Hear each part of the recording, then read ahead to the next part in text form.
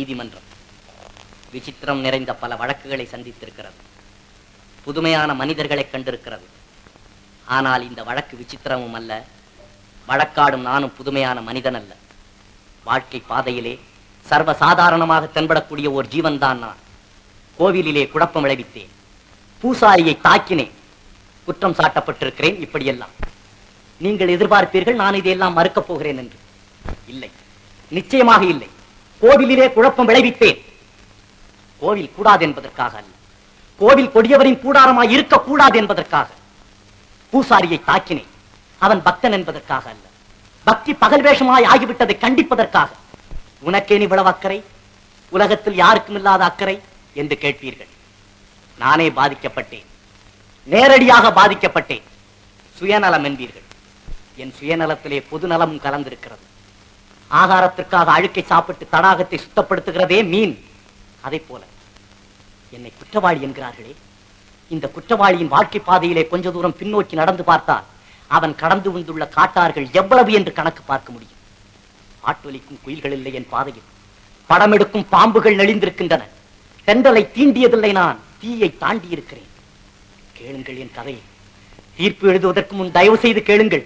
தமிழ்நாட்டிலே இந்த திருவிடத்திலே பிறந்தவன் நான். பிறக்க ஒரு நாடு, பிழைக்க ஒரு நாடு. தமிழ்நாட்டின் தலையெழுத்துக்கு நான் விதிவிலக்கா? ரங்கூன் என் உயிரை வளர்த்தது, உயர்ந்தவனாக்கியது. திருமண கோலத்திலே இருக்கும் என் தங்கையை காண வந்தேன்.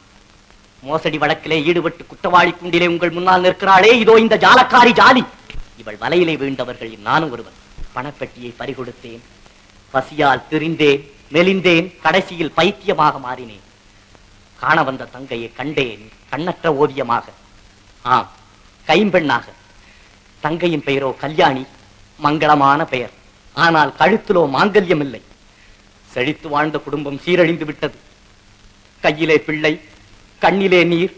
கல்யாணி அலைந்தாள், கல்யாணிக்காக நான் அலைந்தேன். கல்யாணிக்கு கருணை காட்டினார்கள் பலர். அவர்களிலே காளையர் சிலர் கைமாறாக அவள் காதலை கேட்டனர். கொலை வழக்கிலே சம்பந்தப்பட்டு கைதியாக நிற்கிறானே, இதோ இந்த கொடியவன் வேணு. இவன் பகட்டால் மயக்க முயன்றான் என் தங்கை. நான் தடுத்தாவிட்டால் என் தங்கை அப்போதே தற்கொலை செய்து கொண்டிருப்பாள். கடவுள் பக்தர்களும் கல்யாணியை காப்பாற்ற வந்தார்கள். பிரதியுபகாரமாக அவள் கடைக்கண் பார்வையை கேட்டு. அவர்களிலே தலைமையானவன் இதோ இந்த பூசாரி. கல்யாணியின் கற்பை காணிக்கையாக கேட்டிருக்கிறான். பராசக்தியின் பெயரால், உலக மாதாவின் பெயரால்.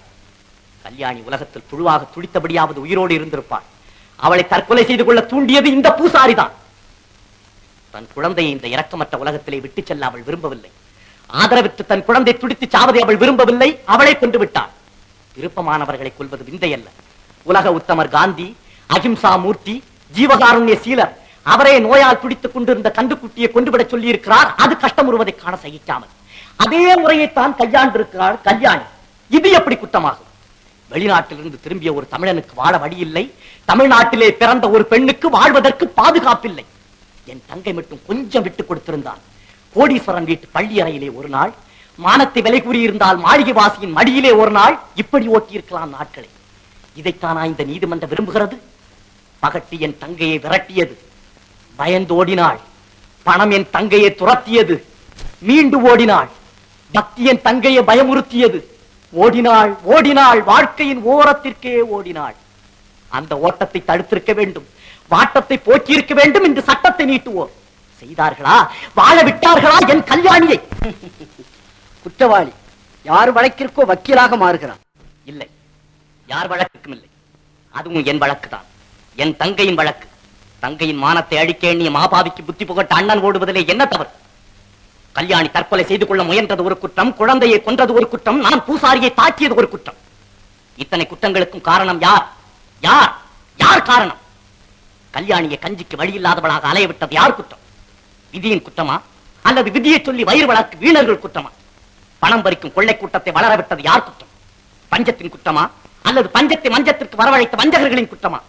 கடவுள் பெயரால் காமலியிலே நடத்தும் போலி பூசாரிகளை நாட்டிலே நடமாட விட்டது யார் குற்றம்? கடவுளின் குற்றமா அல்லது கடவுள் பெயரை சொல்லி காலட்சேபம் நடத்தும் கயவர்கள் குற்றமா? இந்த குற்றங்கள் களையப்படுவரை குணசேகரங்களும் கல்யாணிகளும் குறைய போவதில்லை. இதுதான் எங்கள் வாழ்க்கையேட்டில் எந்த பக்கம் புரட்டினாலும் காணப்படும் பாடம், பகுத்தறிவு, பயனுள்ள அரசியல் தத்துவம்.